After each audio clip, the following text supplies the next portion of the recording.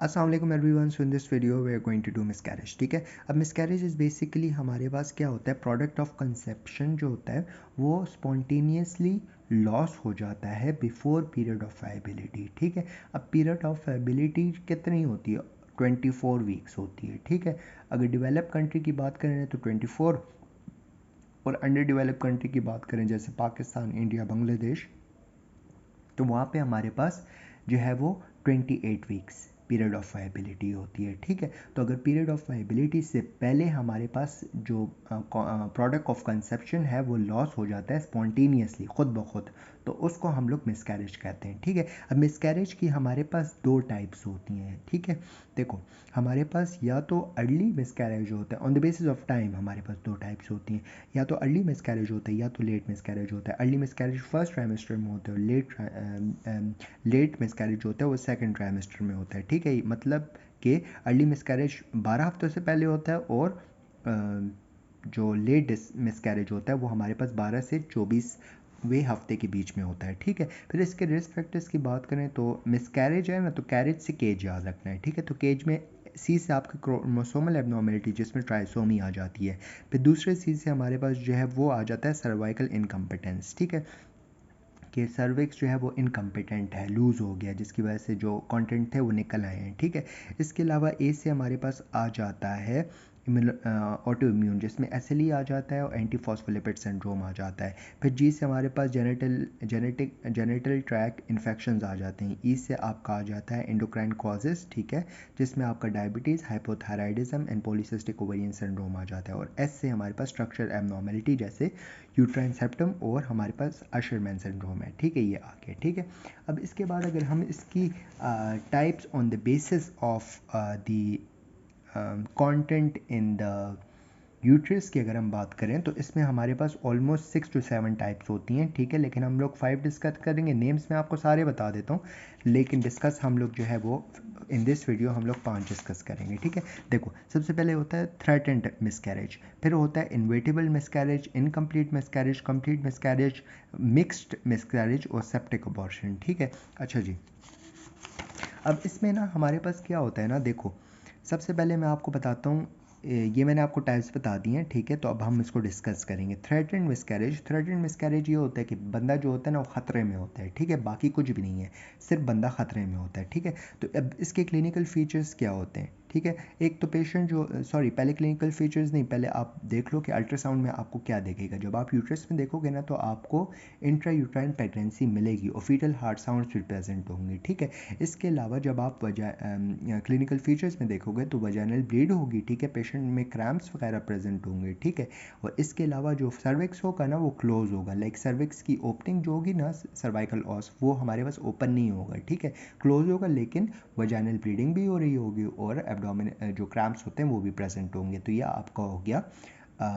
Threatened miscarriage. ठीक है, फिर इसके बाद हम लोग आ जाते हैं इन्वेटेबल मिसकैरेज। इन्वेटेबल मिसकैरेज वो मिसकैरेज होता है लाइक मिसकैरेज होने के लिए बस तैयार है। ठीक है, मतलब कि मिसकैरेज होने की तैयारी बस पूरी है ऑलमोस्ट। ठीक है, तो इसमें क्या होता है कि इंट्रा यूट्राइन प्रेगनेंसी होगी। ठीक है, फीटल हार्ट साउंड्स जो होंगे वो एब्सेंट होंगे। ठीक है, अब जब आप वो देखोगे क्लिनिकल फीचर्स में वजाइनल ब्लीडिंग भी होगी, इसके अलावा जो है वो क्रैम्प्स भी प्रेजेंट होंगे और सर्वाइकल ऑस जो होगा वो ओपन हो चुका होगा। ठीक है, तैयारी पूरी है निकलने के लिए। ठीक है, अच्छा, फिर इसके बाद आते हैं इनकम्प्लीट मिसकैरेज। ठीक है, इनकम्प्लीट मिसकैरेज जो होता है ना वो हमारे पास क्या होता है कि जो जो मतलब आधा कंटेंट जो होता है ना प्रोडक्ट ऑफ कंसेप्शन वो निकल चुका होता है और कुछ रिटेन प्रोडक्ट्स रह जाते हैं। ठीक है, इसके अलावा जो है इसमें वजाइनल ब्लीडिंग इसमें भी होती है, क्रैम्प्स भी होते हैं, और आपका इंटरनल ऑस जो होता है ना वजाइनल सर्वाइकल ऑस वो ओपन होता है। ठीक है, फिर कंप्लीट में होता है आपका यूट्रस एम्प्टी होता है और ब्लीडिंग भी नहीं होती,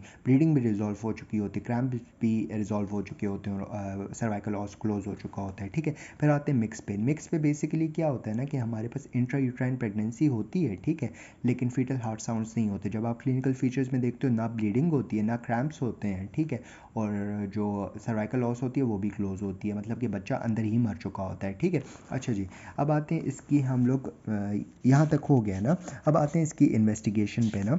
तो इन्वेस्टिगेशन में हम लोग क्या करते हैं, देखो हम लोग एब्डोमिनल एंड पेल्विक एग्जामिनेशंस करवाते हैं, ठीक है। फिर इसके बाद हम लोग अल्ट्रासाउंड करवाते हैं, एक हम लोग ट्रांस वजाइनल अल्ट्रासाउंड करवाते हैं और एक हम लोग ट्रांस एब्डोमिनल अल्ट्रासाउंड करवाते हैं। फिर हम लोग एचबी स्टेटस देख लेते हैं, ठीक है, एचबी और आरएस स्टेटस पेशेंट का देख लेते हैं, ठीक है, क्योंकि ऑब्वियसली ब्लीडिंग बहुत ज़्यादा हो रही है तो उसको चेक करने के लिए हम लोग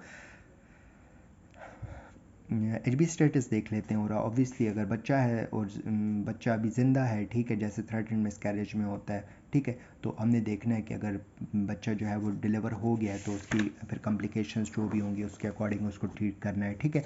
अब आते हैं ट्रीटमेंट पे ना। तो ट्रीटमेंट में ये होता है ना, देखो ट्रीटमेंट में हम स्टेप वाइज चले जाएंगे, ठीक है। देखो सबसे पहले हमारे पास थ्रेटेंड मिसकैरेज जो होता है ना, उसमें हम लोग क्या करते हैं ना, देखो इसमें तो हमारे पास इंट्रा यूट्राइन प्रेगनेंसी है, फीटल हार्ट साउंड्स भी प्रेजेंट है, थोड़े बहुत क्लिनिकल फीचर्स हैं और सर्वाइकल जो है वो हमारे पास क्लोज्ड है। तो इसमें हम लोगों ने बेसिकली क्या करनी होती है, इसमें एक्सपेक्टेंट होता है, ठीक है। Expectant is basically supportive treatment.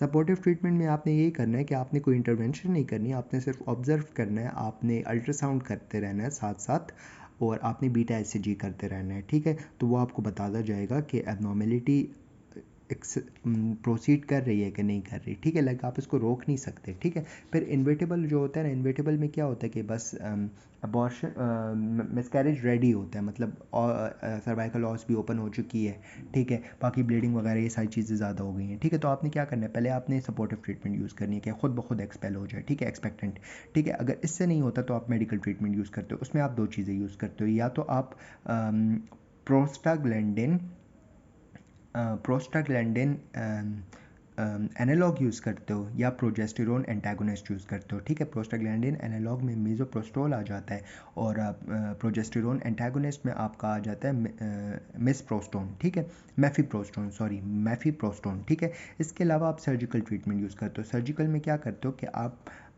या तो आप जो है वो डायलेशन एंड क्वार्टरी करते हो, ठीक है, डायलेट कर देते हो और उसको क्वार्टरी के ज़रिए साफ़ कर देते हो, ठीक है। डायलेशन करते हो क्वार्टरी के ज़रिए, नहीं सॉरी, डायलेट करते हो क्वार्टरी के ज़रिए उसका ब्लड बंद कर देते हो, ठीक है, और एक मैनुअल वैक्यूम एस्पायरेशन, ठीक है, मैनुअल वैक्यूम एस्पायरेशन, ठीक है। अच्छा जी, क्या है सर्जिकल में आपने क्या करना है कि आपने डायलेट करना है, इवैक्यूएशन करनी है, फिर उसके बाद आपने उसको क्वार्टरी देनी है, ठीक है, या तो मैनुअल वैक्यूम एस्पायरेशन कर लेनी है, ठीक है, और एंड में आपने काउंसलिंग ज़रूर करनी होती है ऐसे पेशेंट की, ठीक है। अच्छा जी, फिर इसके बाद ये इन्वेटेबल हो गया, ठीक है। अब इनकम्प्लीट होगा तो उसमें भी आप सेम ट्रीटमेंट यूज़ करोगे जो हमने इन्वेटेबल में यूज़ की थी, ठीक है। कंप्लीट है, ठीक है, तो कंप्लीट में आपने क्या करना होता है कि कंप्लीट में हम लोग जो है ना बस सपोर्टिव ट्रीटमेंट यूज़ कर रहे होते हैं, ठीक है, मतलब बीटा एचसीजी का लेवल देखते हैं कि वो ड्रॉप हो रहा है कि नहीं हो रहा है, इसके अलावा अल्ट्रासाउंड वगैरह कर लेते हैं, ठीक है। अच्छा जी, और एक्टोपिक प्रेगनेंसी को ऑब्वियसली रूल आउट करना होता है, ठीक है, कंप्लीट वाले में, ठीक है। फिर जो आपका मिक्स्ड है ना, मिक्स्ड उसमें ऑब्वियसली बच्चा मर चुका होता है ना अंदर, तो उसमें आपने पहले जो होता है आप वेट करते हो कि सपोर्टिवली आपका निकल आए एक्सपेक्टेंट, ठीक है। फिर मेडिकल ट्रीटमेंट यूज़ करते हो, मेडिकल से फ़ायदा नहीं होता तो आप फिर सर्जिकल में डायलेशन कर लेते हो, फिर आप मैनुअल वैक्यूम एस्पायरेशन और ये सारी चीज़ें यूज़ कर लेते हो, ठीक है। और बाकी मेडिकल ट्रीटमेंट जो हम लोगों ने प्रोस्टाग्लैंडिन एनालॉग और प्रोजेस्टेरोन एंटागोनिस्ट वगैरह यूज़ किए थे ना, वो सारी चीज़ें हम लोग मिस्ड वाले में भी यूज़ कर लेते हैं, ठीक है। That's it, we are done with the miscarriage. Next video में हम आगे कंटिन्यू करेंगे। थैंक यू, जज़ाकल्लाह खैर।